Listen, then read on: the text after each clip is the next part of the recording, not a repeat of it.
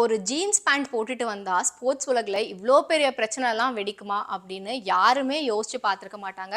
அப்படி ஒரு சம்பவம் தான் செஸ் உலகில் வந்து நடந்திருக்கு. இப்போ தான் வந்து உலக செஸ் சாம்பியன்ஷிப் போட்டி நடந்து முடிஞ்சது. அதுக்கப்புறமா பார்த்தோம் அப்படின்னா கடந்த வாரம் இன்னொரு உலக செஸ் சாம்பியன்ஷிப் போட்டி தொடங்கியிருக்கு. இது வந்து எந்த பிரிவில் அப்படின்னு பார்த்தோம்னா ரேபிட் அண்ட் பிளிட்ஸ் அப்படிங்கிற பிரிவில் வந்து உலக சாம்பியன்ஷிப் போட்டி நடந்துக்கிட்டு இருக்கு.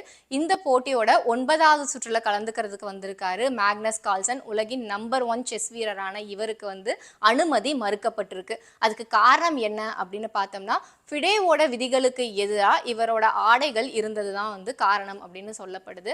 அதாவது வழக்கமாக வந்துட்டு ஒவ்வொரு ஸ்போர்ட்ஸ் உலகளையும் பார்த்தோம் அப்படின்னா ஒவ்வொரு விளையாட்டுகளுக்கும் தனித்தனி அமைப்புகள் வந்து இயங்கிட்டு வருவாங்க. அவங்க எல்லாமே வந்து இதற்கான ரூல்ஸ் அண்ட் ரெகுலேஷன்ஸை வந்து ஃபார்ம் பண்ணி வச்சிருப்பாங்க. அப்படி ஃபிடேவை பொறுத்த வரைக்கும் அவங்களோட ஒரு முக்கியமான ரூல் என்ன அப்படிங்கன்னா ட்ரெஸ் கோடு ஒன்று இருக்கு. அதில் வந்து ஜீன்ஸ் மாதிரியான உடைகள் எல்லாம் வந்து தடை செய்யப்பட்ட பட்டியலில் இருக்கு. ஆனால் இவர் வந்து கால்சன் பார்த்தோம் அப்படின்னா ஜீன்ஸ் பேண்ட் போட்டுட்டு தான் வந்து அந்த போட்டிக்கு வந்திருக்காரு.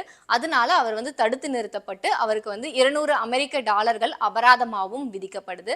உடனே கால்சன் அபராதத்தை செலுத்துறேன் அப்படின்னு சொல்லிட்டு விளையாட போகும்போது அதெல்லாம் முடியாது, நீங்க வந்து இந்த ஜீன்ஸ் பேண்ட்டை மாத்திட்டு வந்தா மட்டும்தான் உங்களை நாங்க விளையாட விடுவோம் அப்படின்னு சொல்லியிருக்காங்க. கால்சன் வந்து நான் நாளைக்கு வேணா மாத்திட்டு வந்துடுறேன் அப்படின்னு சொல்லும் போது முடியவே முடியாது அப்படின்னு சொல்லியிருக்காங்க. இதனால கோபமடைந்த கால்சன் நான் இதுக்கப்புறம் இந்த போட்டியில தொடர மாட்டேன், இதுல இருந்து நான் குவிட் பண்ணிக்கிறேன் அப்படின்னு சொல்லிட்டு வெளியே போயிருக்காரு.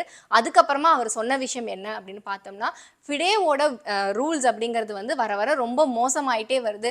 எல்லா தடவையுமே வந்து எல்லாருனாலையும் ஃபாலோ பண்ணக்கூடிய ஒன்றா இருக்கல. அதனால வந்து இந்த குறிப்பிட்ட தொடர்ல இருந்து மட்டும் வந்து நான் விலகிறேன் அப்படின்னு தன்னோட அறிவிப்பை வெளியிட்டிருக்காரு.